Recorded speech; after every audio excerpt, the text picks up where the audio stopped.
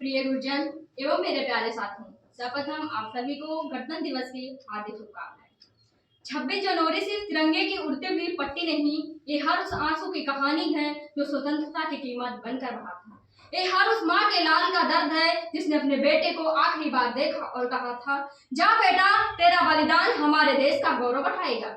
हमारे संविधान की पहली पंक्ति, हम भारत के लोग, यही पंक्ति इस देश की असली ताकत है, क्योंकि इस मिट्टी में कोई छोटा नहीं, कोई बड़ा नहीं, सब बराबर हैं और सब मिलकर भारत बनाते हैं। जिस देश ने बुद्ध दिया, जिसने चाणक्य दिया, जिसने महाराणा प्रताप, रानी लक्ष्मीबाई, अम्बेडकर दिए, इस देश की नई पीढ़ी को वैसे ही चमक, वैसे ही आग अपने भीतर जगानी होगी, क्योंकि अब यह दीवार पर्दों की तरह हिलने लगी। शर्त लेकिन ये थी कि यह बुनियाद हिलनी चाहिए और सिर्फ हंगामा खड़ा करना मेरा मकसद नहीं, मेरी कोशिश है कि ये सूरत बदलनी चाहिए, मेरी कोशिश है कि ये सूरत बदलनी चाहिए।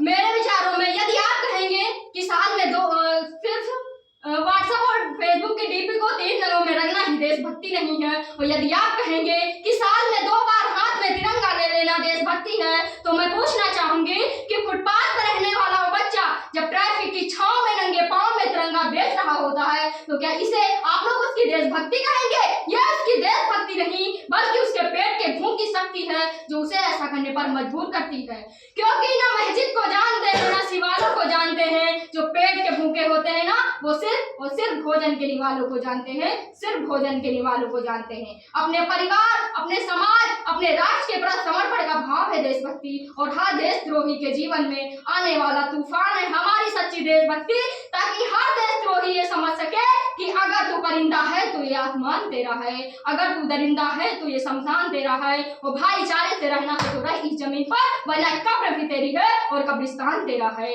कब्रिस्तान तेरा है।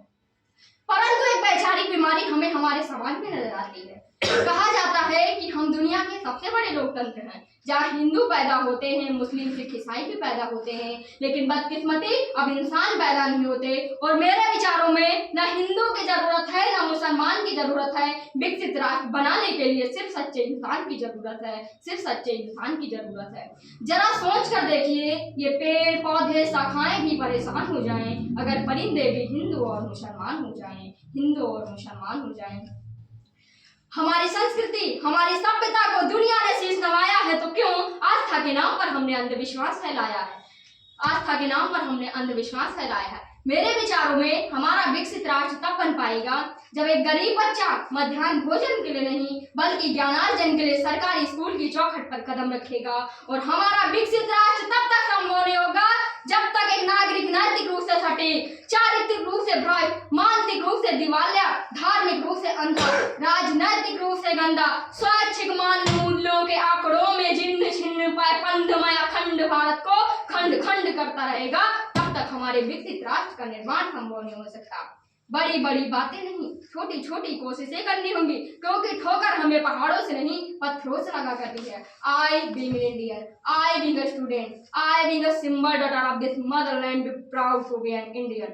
और मैं सैल्यूट करना चाहूंगी सरहद पर दिन रात हमारी रक्षा के लिए खड़े हैं जवान को, इस देश के पुलिस प्रशासन और किसान को, और इस देश के हर उस युवा को जो अपना काम पूरी मेहनत, पूरी ईमानदारी, पूरी लगन से करता है, जिनके बिना विकसित राष्ट्र की कल्पना करना भी असंभव सा लगता है। तो अंत में मैं मानसी मिश्रा ये कहना चाहूंगी, हमारा विकसित राष्ट्र तब बन पाएगा जब आप सब मिलकर प्रयास करेंगे, क्योंकि हमारे देश की जिम्मेदारी नहीं है हमें आगे ले जाने की, बल्कि हमारी जिम्मेदारी है, हम सबकी जिम्मेदारी है अपने देश को आगे ले जाने की, अपने राष्ट्र को आगे ले जाने की, अपने वतन को आगे ले जाने की।